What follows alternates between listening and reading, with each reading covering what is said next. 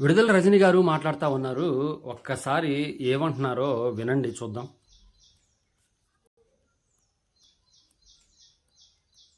చంద్రబాబు నాయుడు గారు చేస్తున్నటువంటి అన్యాయాన్ని ప్రతి ఇంటికి చెప్తాము. చంద్రబాబు నాయుడు గారు చేస్తున్నటువంటి మోసాన్ని ప్రతి ఊర్లో చెప్తాము. చంద్రబాబు నాయుడు గారు చేస్తున్నటువంటి ప్రతి మోసాన్ని ఎండగట్టి మన మహిళలమే మన నాయకుడు జగన్మోహన్ రెడ్డి గారు చేసినటువంటి మంచి గురించి చెప్తూ మన వైఎస్ఆర్ కాంగ్రెస్ పార్టీని గెలిపించుకుందాం. చంద్రబాబు నాయుడు టీడీపీ పార్టీని భూస్థాపితం మన మహిళలే చేయాలని మీ అందరికీ కూడా పిలుపునిస్తాం. సూపర్ అండి రజని గారు. ఎందుకంటే చంద్రబాబు నాయుడు గారు మహిళలకి అన్యాయం చేస్తున్నారు. చంద్రబాబు నాయుడు గారు మహిళలకి అన్యాయం చేస్తున్నారండి. ఎందుకంటేనండి పెన్షన్ పెంచి ఇచ్చారు. 1000 రూపాయలు ఒకేసారి పెంచి 2 నెలలు ముందుగానే ఆ ముందుగా ఇచ్చిన పెన్షను అంటే 2 నెలలు ముందు నుంచి ఇస్తూ ఉన్నారు. అది అన్యాయమే, మహిళలకి చేస్తున్న అన్యాయం. తర్వాత వికలాంగులకు కూడా అప్పుడు 3000 పెంచారు, వాళ్ళకు కూడా 2 నెలల ముందు నుంచి ఇచ్చారు, అది కూడా అన్యాయం. తర్వాత మహిళలకి ఉచిత బస్సు పెట్టారు రాష్ట్రంలో. ఎంత అన్యాయం అండి. అవును, జగన్మోహన్ రెడ్డి గారు రేట్లు పెంచారు. అప్పుడు 3 సార్లు 4 సార్లు పెంచారు రేట్లు, అది న్యాయం. చంద్రబాబు నాయుడు గారు ఏంటండి ఫ్రీ బస్సులు ఇవ్వటం ఏంటి మహిళలకి? అది అన్యాయమే కదా. తర్వాత డ్వాక్రా సంఘాలకి జీరో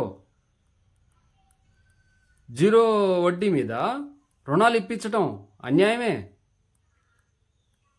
ఏమిటి, రాష్ట్రంలో మహిళల కోసం ప్రత్యేకమైన శ్రద్ధ తీసుకొని ఎక్కడైనా సరే అఘాయిత్యాలు ఎవరైనా చేస్తే, మగవాళ్ళు ఎవరైనా ఇటువంటి అఘాయిత్యాలు కానీ హత్యలు కానీ అత్యాచారాలు కానీ జరిగితే ప్రభుత్వం తీసుకుంటున్న నిర్ణయాలు చూస్తున్నారు కదా. మనమేమో ప్రతిపక్షంలో ఉండి ఏ రోజైనా సరే ప్రభుత్వం చేస్తున్న పనుల్ని మెచ్చుకోవాల్సిన అవసరం లేదండి, కనీసం గుర్తించండి. ఇప్పుడు మహిళలకి తగలబెట్టేయటం, మహిళల్ని హత్యలు చేయటం, అత్యాచారాలు చేయటం, ఇటువంటి చేసే వాళ్ళని మీరు ఎంకరేజ్ చేస్తున్నారు కదా. ఈ ప్రభుత్వం వెంటనే చర్యలు తీసుకుంటా ఉంది. ఏమండి, ఆఖరికి టీడీపీకి సంబంధించిన ఒక కార్యకర్త ఒక అమ్మాయికి అన్యాయం చేస్తున్నాడని తెలిసి ఏం చేశారో తెలుసు కదా అందరికీ రాష్ట్రంలో. కాకపోతే కూటమి ప్రభుత్వం ఒక్క పని చేయలేదు మహిళల గురించి. ఏంటంటే ఆడబిడ్డనిది, అదొక్కట పథకం ఇవ్వలేదని చెప్పేసి వైఎస్ఆర్సీపీ పార్టీ ప్రచారం చేసుకుంటా ఉంది.